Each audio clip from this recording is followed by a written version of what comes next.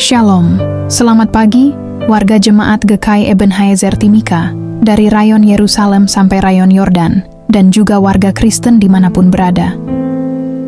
Kita patut bersyukur oleh karena pemeliharaan Tuhan sehingga kita dapat berjumpa lagi dalam siaran Bina Keluarga Kristen edisi Jumat tanggal 14 Maret tahun 2025. Pagi ini kita akan mendengarkan firman Tuhan dalam renungan pagi yang akan disampaikan oleh Penatua Ibu Dorci Kalabori. Untuk mengawali siaran di pagi ini, kita akan memulainya dengan doa. Jemaat yang dikasihi Tuhan kita Yesus Kristus, mari kita berdoa sebelum kita membaca serta merenungkan kebenaran firman Tuhan di pagi hari ini. Kita berdoa. Ya Tuhan Bapa di sorga, Bapa yang kami kenal melalui anak-Mu Yesus Kristus, Tuhan dan Juru Selamat kami yang hidup. Di pagi hari ini, Jumat 14 Maret 2025, sebelum kami memulai dengan seluruh rangkaian kegiatan dalam tugas dan pekerjaan maupun pelayanan kami Tuhan, kami akan membaca serta merenungkan kebenaran firman-Mu yang adalah pedoman dalam menapaki hari-hari hidup kami. Bapa di sorga, sebelum kami membaca serta merenungkan firman Tuhan di pagi hari ini, kami mohon pertolongan Tuhan lewat tuntunan Roh Kudus-Mu, agar firman yang akan kami baca tetapi juga kami renungkan bersama di pagi hari ini, kami dapat memahami, lalu kami mau melakukannya di dalam perjalanan hidup kami hari lepas hari.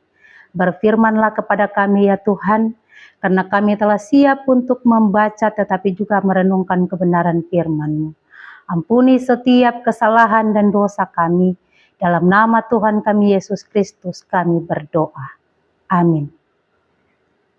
Bagian kebenaran firman Tuhan yang akan kita baca tetapi juga kita renungkan bersama di pagi hari ini terpilih dalam Injil Matius pasal 26 ayatnya yang ke-22 dan ayat yang ke-23. Dengan perikop Yesus makan Paskah dengan murid-muridnya. Ayat ke-22, dan dengan hati yang sangat sedih, berkatalah mereka seorang demi seorang kepadanya, "Bukan aku ya Tuhan?" Ia menjawab, "Dia yang bersama-sama dengan aku mencelupkan tangannya ke dalam pinggang ini, dialah yang akan menyerahkan aku." Persekutuan Bina Keluarga Kristen Jemaat GKI Ebenezer Timika yang diberkati Tuhan, bagian kebenaran firman Tuhan yang telah kita baca di pagi hari ini dalam Injil Matius 26 ayat 22 dan ayat yang ke-23 dengan tema taat menjadi murid Yesus. Persekutuan Keluarga Kristen Jemaat GKI Ebenezer Timika yang diberkati Tuhan, yang diharapkan dari seorang murid adalah ketaatan, bukan pengkhianatan. Kasih dan bukan penyangkalan. Saat-saat terakhir Yesus sudah hampir tiba, sehingga Yesus ingin mengadakan perjamuan Paskah bersama murid-muridnya. Paskah yang dimaksud ini adalah Paskah yang menunjuk pada peristiwa pembebasan bangsa Israel keluar dari tanah Mesir, sebagaimana tertulis dalam Perjanjian Lama. Yesus tahu misi keselamatan yang dikerjakannya harus dituntaskan di kayu salib. Perjamuan Paskah itu menjadi penyiapan bagi penderitaan Sang Anak Manusia. Keluarga Kristen Jemaat GKI Ebenezer Timika yang diberkati Tuhan, apa yang kita pelajari tentang hal ini terkait dengan ketaatan sebagai murid? Yesus menyuruh para murid pergi ke kota, ke rumah si Anu, karena rumahnya akan dipakai sebagai tempat untuk perayaan Paskah itu. Murid-murid taat melakukan seperti yang ditugaskan Yesus kepada mereka. Bukan hanya para murid, tapi si Anu, sang pemilik rumah juga taat. Ia bersedia rumahnya dipakai sesuai rencana Yesus. Jika si Anu saja bisa taat, bagaimana dengan kita? Tentu kita harus lebih taat lagi. Ketika Yesus sedang duduk makan bersama ke-12 muridnya itu, Yesus menyampaikan bahwa seorang di antara para muridnya akan menyerahkannya. Mereka satu persatu dengan hati sedih meresponi, "Bukan aku ya Tuhan." Yesus menyampaikan bahwa orang yang menyerahkannya ada bersama-sama makan Paskah saat itu. Pengkhianatan ternyata berasal dari dalam oleh orang terdekat. Karena itu, dikhianati selalu menyebabkan luka hati yang dalam. Sebab orang yang dekat dan orang yang dikasihilah yang melakukan pengkhianatan. Keluarga Kristen, Jemaat GKI Ebenezer Timika yang diberkati Tuhan, kita tahu bahwa Yudas adalah murid yang tidak taat, murid yang menjual Yesus. Dalam detik-detik terakhir, Yesus masih mengingatkan Yudas, tapi hati Yudas sudah keras. Tanpa merasa bersalah, ia balik bertanya kepada Yesus, "Bukan aku ya Rabi?" Bagi Yudas, Yesus hanyalah seorang rabi. Apa yang dilakukan oleh Yudas menggambarkan betapa jahatnya dosa. Dosa membuat manusia buta akan kebenaran. Yudas orang dekat Yesus, tetapi tidak memiliki pengenalan yang benar tentang Yesus. Kasih dan arti pengorbanan Yesus sampai sekarang tetap tidak berubah. Tapi seringkali orang masih menolak dan mengeraskan hati seperti Yudas. Kita tidak dapat menjadi murid dalam kepura-puraan. Dalam diri Yudas, cinta didustai. Ketulusan dan kasih dijual dengan murah karena ketamakan.